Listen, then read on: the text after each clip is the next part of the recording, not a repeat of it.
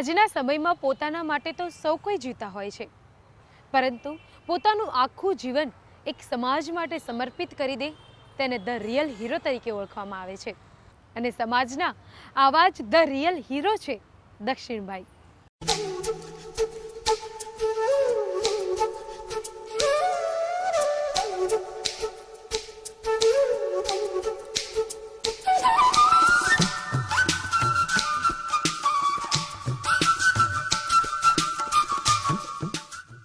નાટકો એટલે સમાજનો અરીસો. સમાજને દર્શાવવા માટે નાટકો ખૂબ જ મહત્વનો ભાગ ભજવે છે. સમાજના રીતિરિવાજો, પરંપરા તે નાટકથી જ છતી થતી હોય છે. હાલની પરિસ્થિતિનો સારાંશ જોવા મળે છે નાટકોમાં. ત્યારે આ નાટકને માત્ર નાટક નહીં પરંતુ એક અભિયાન બનાવ્યું દક્ષિણ બજરંગે. દક્ષિણભાઈ છારાનગરમાં રહે છે, જ્યારે સમાજનો એક વર્ગ છે છારા સમાજ. એવું માનવામાં આવે છે કે આ સમાજના લોકો ગુનેગાર હોય છે. ત્યારે સમાજની છાપ સુધારવા માટે દક્ષિણભાઈએ એક ઝુંબેશ હાથ ધરી છે. એ ઝુંબેશ છે સમાજની ઓળખ સમાજની સામે સુધારવાની, તે પણ એક અનોખી રીતે. એમાંના છારા જે છે એ અમદાવાદમાં, ભાવનગરમાં, મોડાસામાં અને રાજકોટમાં આ 4 જગ્યાએ ગુજરાતની અંદર એ લોકોનું કોન્સન્ટ્રેશન છે. ત્યાં આગળ એ લોકો રહે છે. પ્લસ આખા ભારતમાં અલગ અલગ જગ્યાએ રહે છે લોકો. અને એમનું નેશનલ નેમ જે છે એ ભાંતુ છે. અનફોર્ચ્યુનેટલી દેશ આઝાદ થઈ ગયા પછી પણ છારા અને બાકીની બીજી વિચરતી જનજાતિઓ સાથે જન્મજાત ગુનેગારનું જે લેબલ છે એ હજી સુધી લાગેલો છે.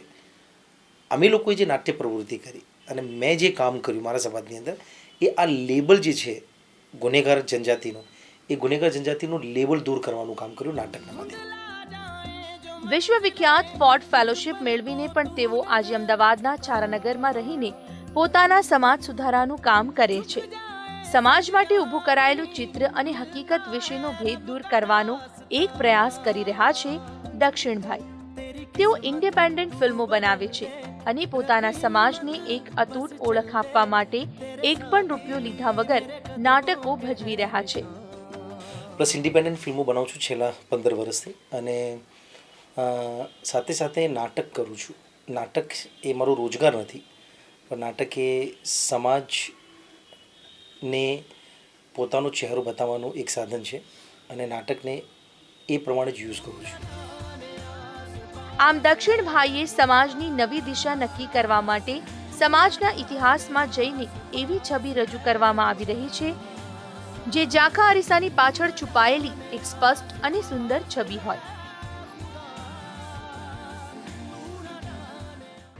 એક અનોખી કવાયત તો હાથ ધરવામાં આવી, પરંતુ અગવડતાનો પાર ન હતો. તેમ છતાં પણ દક્ષિણભાઈએ સગવડતા પૂરી કરી એક સમાજના ઉત્થાન માટે. जिंदगी में धूप मिले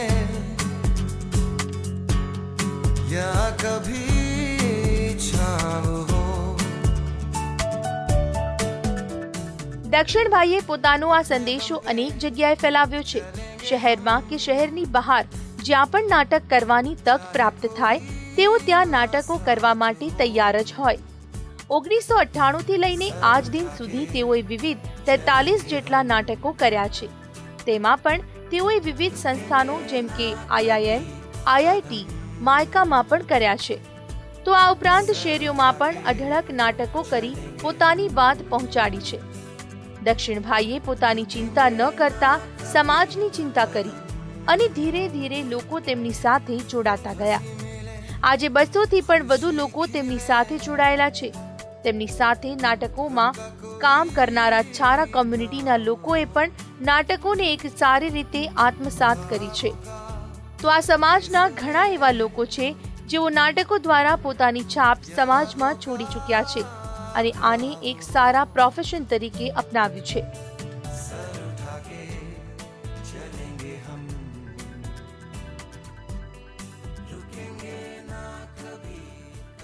કારણ કે કેવું હોય છે કે અમારા સમાજે એવા પ્રકારની સિસ્ટમ ઊભી કરી છે. અમારા સમાજે અને સરકારે એવા પ્રકારની સિસ્ટમ ઊભી કરી છે કે જેમાં વ્યક્તિ પાસે પોતાના શબ્દો નથી, એ બધું ભૂલી ગયો છે, પોતાને એક્સપ્રેસ કરવાની વાતો ભૂલી ગયો છે. છારાઓ પાસે નાટક છે એટલે એ પોતાની વાતને બહુ સારી રીતે મૂકી શકે છે અને એનાથી એમની અંદર એક લીડરશિપની ક્વોલિટી ડેવલપ થાય છે.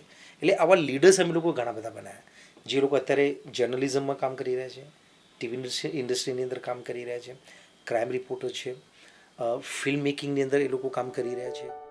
એવી છાપ હતી કે ચારા સમાજના લોકો અભ્યાસ ન કરતા અન્ય ક્રિમિનલ એક્ટિવિટીમાં જ ભાગ લેતા હોય, પરંતુ આ છાપને દક્ષિણભાઈએ નાટકો દ્વારા દૂર કરી અને આ નાટકો દ્વારા તેઓ એક સંકલ્પ કર્યો, એક લાઇબ્રેરી બનાવવાનો.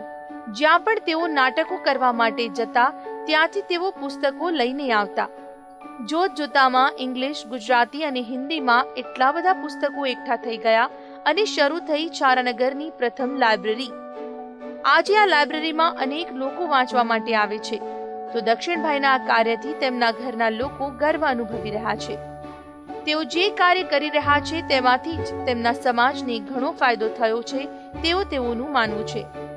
દક્ષિણ સર જે કામ કરે છે એ ખૂબ જ સારું કામ કરે છે, કારણ કે એમને એક સ્વપ્ન હતું કે છારાનગરમાં વિકાસ થાય, છારાનગરના લોકોમાં એજ્યુકેશન આવે. એ અમને હમણાં પૂરો થતો દેખાય છે, કારણ કે છેલ્લા 14 વર્ષથી જે પ્રયાસ કર્યો છે એમણે એ હમણાં એ પ્રયાસનો વિકાસ થતો દેખાય છે અમને. હાલમાં છારાનગરની છાપ ત્યાં ગુનેગારો વસે છે તેવી છે, પરંતુ દક્ષિણભાઈનું સપનું છે કે એક સમય એવો આવશે કે લોકો કહેશે કે ત્યાં ગુનેગારો નહીં પરંતુ કલાકારો વસે છે, અને તે સમય હવે દૂર નથી. આશુતોષ ઉપાધ્યાય, સંદેશ ન્યૂઝ, અમદાવાદ. સેવા તો અનેક પ્રકારની હોય છે, તે ભલે ગમે તે રૂપમાં હોય, પરંતુ તેનો અંત તો આત્મસંતોષ જ હોય છે. તો ચલો આપણે પણ આત્મસંતોષ આપે તેવા આ પ્યાલાને એકવાર ગટગટાવીએ અને સેવા કરીએ. અસ્તુ.